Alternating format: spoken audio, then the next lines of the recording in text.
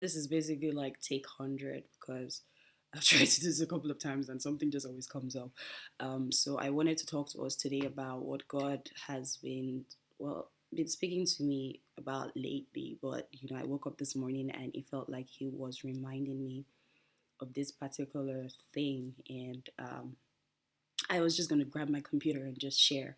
And today, I woke up and God was talking to me about being aware of my body and being aware of His presence in me and Him residing in me and the Godhead living in me.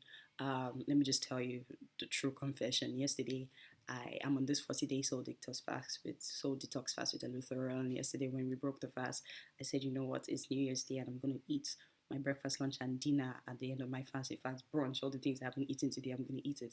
And then I woke up this morning and it was crazy. So God was saying, you see, I told you not to do stuff like that. But then He was just talking to me about how I needed to take care of myself a bit more, and how I needed to commit myself into things like exercises and eating properly. It's just the beauty of God, the nature of His fatherhood nature, who is He's very sensitive to things like that. He wants to be a part of your exercise routine and how you take care of your body. But then as He was speaking, He began to say, already, these are the reasons why I need you to do XYZ. These are the reasons why I need you to begin to eat properly and take care of yourself. And He reminded me that, look, I reside in you. And it was phenomenal to just, that just hits me. And I'm like, oh, wow, that's true. God resides in me. And He says, you know what, you need to begin to take care of yourself because you need to be aware that I live in you. So you cannot afford to treat my house as you would treat a dumpster. And I thought, wow, that's a very harsh reminder, Lord. Don't do that to me this morning. But then it is the truth, and the reality is that God lives in us. So when we are aware that God lives in us, we need to do the things that makes His residence place comfortable. Now think about the children of Israel in the days where God lived in a temple. The Ark of the Covenant was inside the holies of holies, and He stayed in the temple. Now what happened in those days was that temple was sacred, it was holy.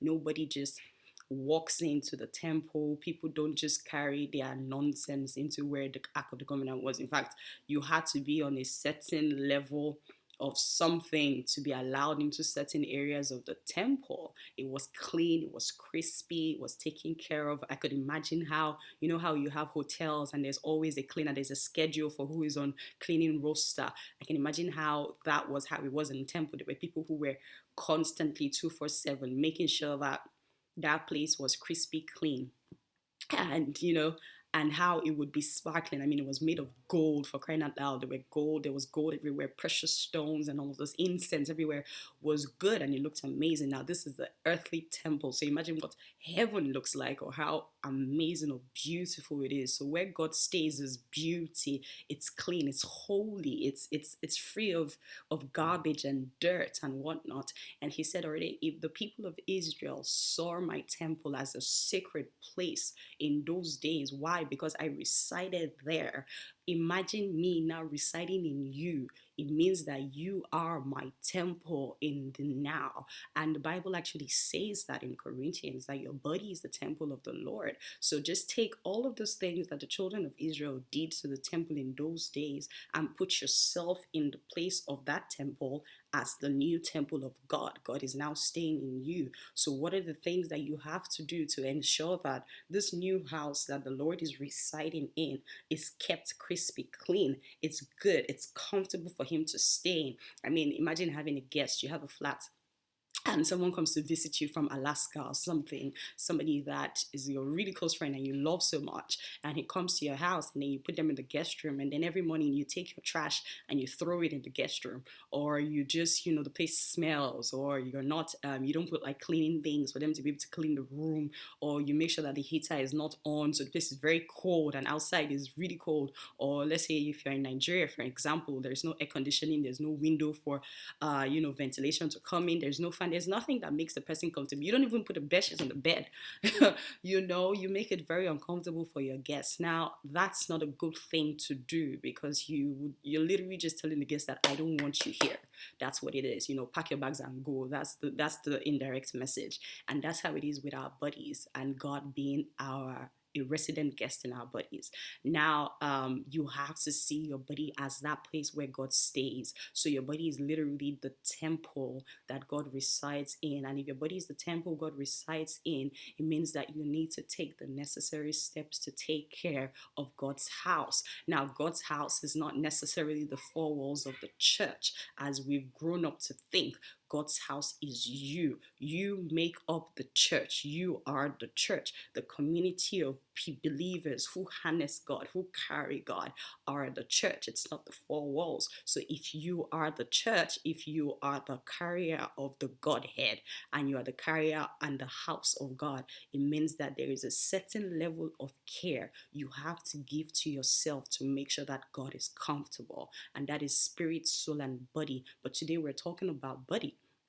Now, things like eating properly, things like exercising, resting, sleeping. I know a lot of believers don't believe that, resting and taking breaks are spiritual, but the truth of the matter is you have to rest, you have to eat well. People think that taking holidays and vacations and just resting or going to the spa or whatnot is luxury. No, it's not. It's making sure that you are okay to carry the kingdom of God in you. Because if your body is not okay, then the things that you're supposed to do for the Lord will almost be impossible. Imagine if you're sick and God says, I want you to go to Ajegunle to go and preach. You can't carry your sick self to Ajegunle to go and preach. You're not strong enough to do it. No, that's not what God wants. You're going to hinder the things that the Lord wants you to do. So your body has to be in the right place, the right frame of mind for you to be able to do the things that the Lord wants you to do. And that includes just basic stuff. I mean, eating properly, doing minute exercises for those of us who are lazy, taking walks, meditating, resting, sleeping, taking adequate hours to just spend time with God, get refreshed. All of those things are very important for harnessing God's house. So think of your body as God's house. Wow, this is God's house. I cannot afford to play with it. I cannot afford to make it dirty. I can't just dump stuff into God's house. And that also applies to your purity, holiness, your how you approach purity. So what are the things that you are not supposed to do that would make the body of God's house impure? You can't just be throwing yourself open to anything to just come inside, and all sorts of contaminated things. If you get what I mean, I'm on video, but I have what I'm saying in my head is in my head. You have to be deliberate about what you allow in, and that is under the union of God's approved, ordained, of God's ordained union. But then the truth of the matter is you can't just allow anything into your body, because that's where God stays. So just think about your body as the house of God. Now, the other aspect of being aware that God is your body is God's house is that what cannot reside where God is not allowed to stay in you. So it's such a profound revelation and advantage. And I caught this revelation a couple of years ago. I used to be very sick, very, very sickly. Like every little thing got me sick. If I drank Fanta first thing in the morning, I would be sick. I was always in the hospital, always at St. Nicholas. I had shareholdings in that hospital. It was like I owned the hospital with them because I was always sick. But one day I got a revelation. I think it was Bishop Oedipe was preaching, and he said something about he hadn't been to the hospital in years because he understood the importance of God staying in him. So therefore, what cannot stay where Jesus stays, what cannot stand the presence of God, should not be able to stay in his body. And I thought, this is actually quite profound. So I went on my knees and I said, you know what, God, anything that cannot stay close to you is not allowed to stay in me. If you truly say that you stay in me, that thing that is in me that is not supposed to be, that cannot stand your presence, should not reside in me. And I tell you the truth, apart from giving birth to my children and maybe like regular checkups, I go for regular checkups with a doctor every year. I haven't even been, God help me, but I go to just, for the sake of it. I have not been sick in years. This is like year 7 or something that I have not been sick. And it was such a profound revelation. And I said to God, if things and infirmities and diseases can't stand your presence, when you come close to those things, they melt away. They literally disappear. They cannot be in me if you are in me. My body is not allowed to serve two masters. My body cannot serve diseases and serve you. And I decide that my body is serving you. You take priority of my body. I decide who is the master of my body. So if this thing cannot stand your presence in reality, then they are not supposed to be in me. And I have not been sick. Now, this is my revelation. It's something that I harnessed, I caught it, and I took it seriously. And I say, you know what, God, this is my own portion. I will not be sick because you live in me. Now, it's just the advantage of being aware that God is in you. Your body cannot serve two masters. So imagine when Jesus was in the boat and there was a storm and he stood up and said, peace be still. Everything in the natural responds to Christ. That's something that you need to understand, whether good or bad. Everything irrational responds to God, because the Bible says everything was made through Christ. Everything was made through Christ. So spirits, natural, whatever it is, respond to Christ. So if Christ is in you, good or bad, whatever is in your body or in you has to respond to Christ. And I choose that because Christ is in me, it means that diseases that are supposed to be in my body has to respond to his authority in me, and they cannot stand his presence because Christ is holy. The glory of the Lord makes it impossible for infirmities to stand his presence. So if the glory of God is in me, that means that things that are not supposed to be cannot reside in me. My body is supposed to be a carrier of heaven, of the kingdom of heaven. So if there's no disease in heaven, then I don't think that my body is where the disease should come and stay. And I got that revelation and it has worked for me. I have not been to the hospital for anything apart from giving birth to children. It's very profound that you understand that you have the power to say to yourself and your body and the things in your body that, look, you would respond to the voice of the Lord because you were created from the voice of the Lord. You were created. Everything about you was created through Christ. So if everything was created through Christ, it means that everything has the ability to respond to that which they were created from. So I say to my body every time that, look, you would respond to the voice of the Lord. I also say that to my thoughts. My thoughts are in obedience to God. My thoughts will be in obedience to my desires, my will. But most importantly, today we're talking about body. My body would respond to the voice of the Lord. So every time I begin to feel somehow, I say, you know what? No. You are going to respond to the voice of the Lord. Now, what does the Lord have to say about infirmities and sicknesses? By his stripes I am healed, and he stays in me. So whatever cannot stand the presence of the Lord cannot stay in me. They're not allowed to stay in me. So that was the second aspect that God reminded me of today. And it's amazing. It's worked for me. That was my own revelation that has really shaped a lot of things and how I deal with infirmities and sicknesses and spiritual attacks and whatnot, and even, XYZ. Now, the last thing I was to speak about is using that awareness that Christ lives in you to your advantage and winning in life. Now, it's beautiful to know that the Godhead resides in you, the maker of the universe resides in you. I was reading the scripture recently, Joshua, and I was reading from the Message version, and when the priest, Joshua told the priest to take the Ark of the Covenant and step into the Jordan River. Now, the Message version says something very interesting. Just hold on, I want to read it. And it says, when the souls, this is Joshua 3, Message doesn't really divide verses, but then this is in between 9 to 13. And it says, when the soles of the feet of the priest carrying the chest of God, master of all earth, touch the Jordan's water, the flow of water will be stopped.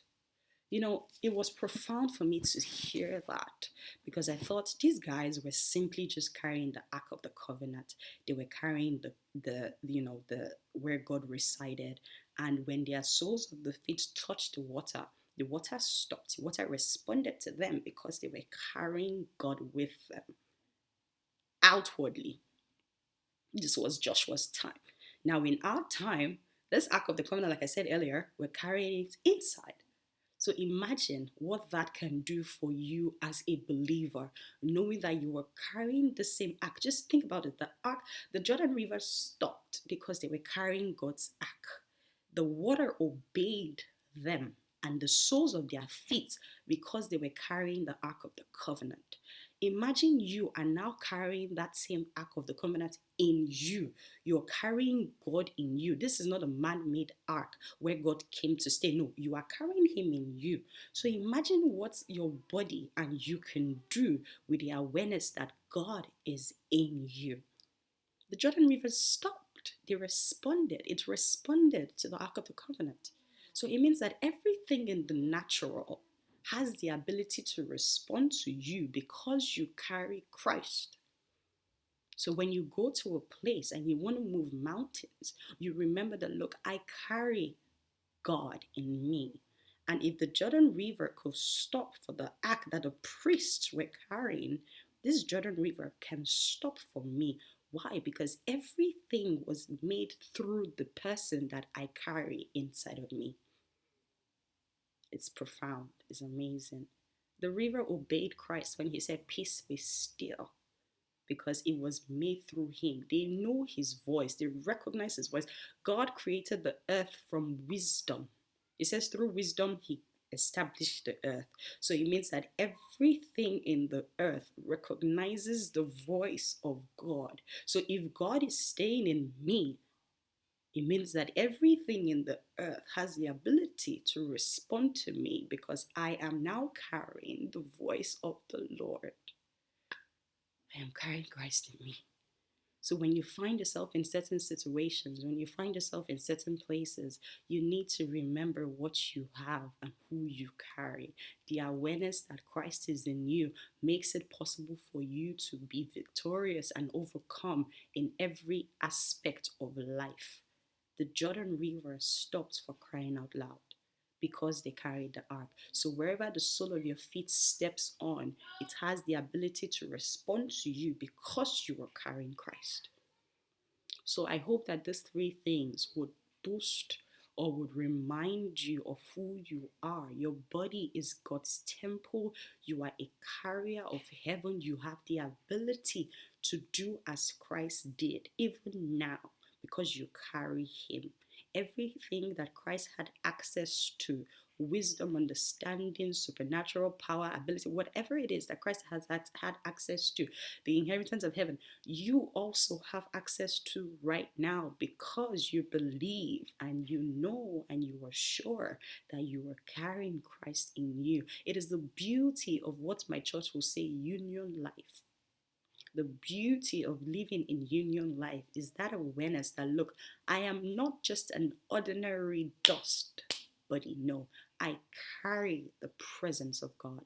I am a carrier. So wherever I go, I am reflecting God. My body is a carrier of God. It cannot be subjected to the enemy because it carries God. The Bible says, "Thou shalt not serve two masters." So you have to choose which master you will serve, which master your body will be subjected to, which master your body is willing to surrender to. And if you are a true believer in Christ, you know that you choose that your body is subjected to Christ. And when you say, you know what, body, you are going to respond to Christ, then it means that the enemy no longer has charge over you because you have chosen who your body should respond to. So I pray that this actually brings liberty to a lot of people that might be struggling with certain things. But don't forget that because you harness God, you have to take the necessary steps to take care of his house. Take care of his house. Please take care of his house and make sure that he doesn't pack his bag and go away. Make him happy and make him comfortable. Make sure that he sleeps well. Well, he doesn't sleep, but then make sure that he's comfortable in his house. Thank you and God bless you. See you next time.